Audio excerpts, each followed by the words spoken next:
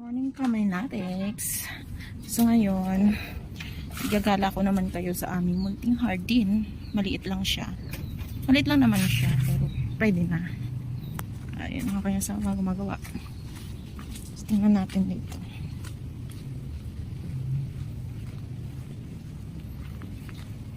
Meron na bang laman? Saan na yun kanina? Ayun pala. Yun, may laman siya. Tsaka yung isa.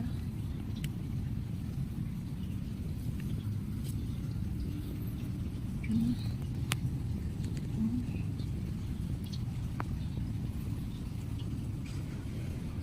Yung labanos.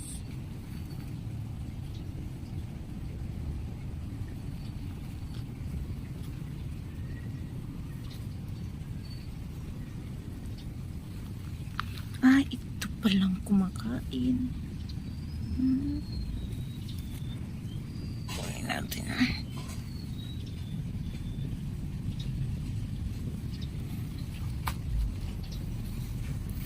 Ang dami. So, yan yung talong namin. So, dito naman tayo ang aking ampalaya. Ayan. Tsaka meron din akong kamatis. Yan. Meron na rin siyang bulaklak naman, yung ampalaya. Pero tingnan na lang natin kung matutuloy. Kasi tag-ulan nga naman ngayon. Hirap naman talagang nagkaroon ng bunga yan. Tapos may kamatis, may bunga na rin yung aking kamatis. Meron pa ako natanim dyan na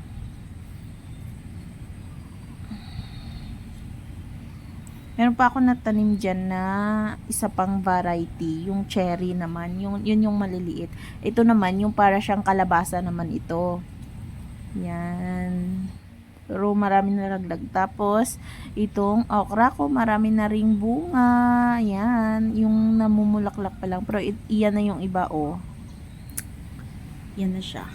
Tapos, dating naman dito, tapos pwede na siyang i-harvest pag after 1 week siguro, pwede na yan i-harvest, pwede na nating pakinabangan. Tapos dumako naman tayo dito sa aking meron akong tawag nito, yung nilalagay sa sotanghon, basta yun na yun, bahala na. Tapos ito naman yung kadyas, ang sarap nito guys sa KBL, yung tinatawag nilang KBL, kadyas, baboy langka, sa mga Ilonggos or Bisaya, ganun.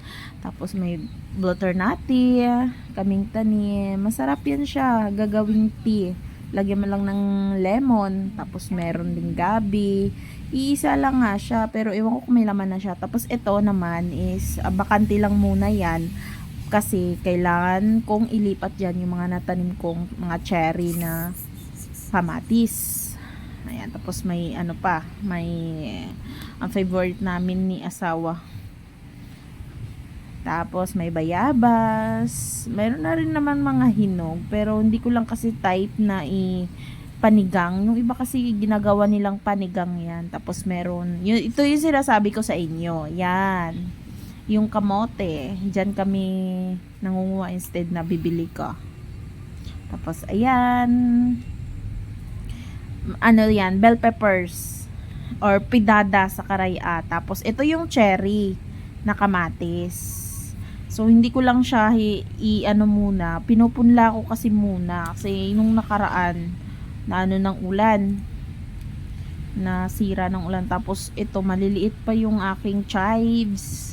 Tapos, ito naman, yung, yung bulb siya, onion bulb. Tapos, sad to say, yung aking talong ay hindi tubo. Second batch ko na yan tinanim, hindi pa rin tumutubo. Ang hirap pa tubuin, hindi ko nga alam kung bakit.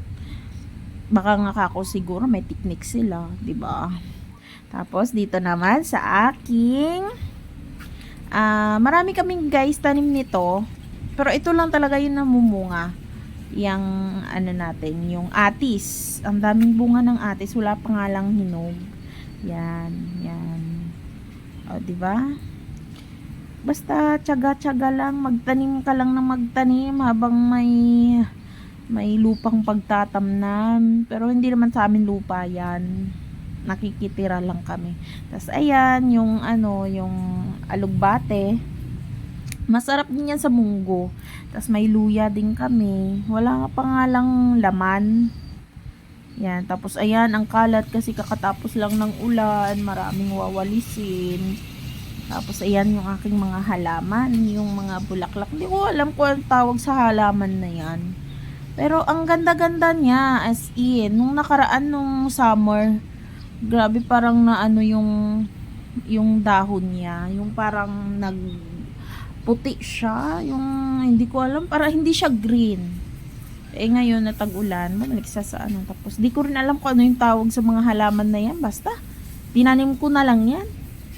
Ayun, kasi mahilig din naman talaga ako sa halaman. Parang kumbaga yan na lang din yung aking pinagkakaabalahan sa buhay. Walang work. Si Mr. lang yun nagwa-work. Kaya ayan, halaman-halaman na lang tayo dyan.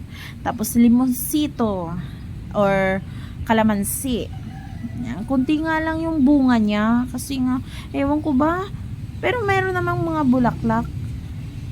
Hindi lang siguro talaga napapanahon. Kaya ganun. Tapos yung mangustin, kakatapos lang yan ng mamunga din. Pero ang liliit ng bunga niya. Tas di ko alam kung ano tawag dito. Pandakaki ba? Oo. Yan, ang ganda-ganda niyan. Kaso lang, yung iba kinakain ng caterpillar.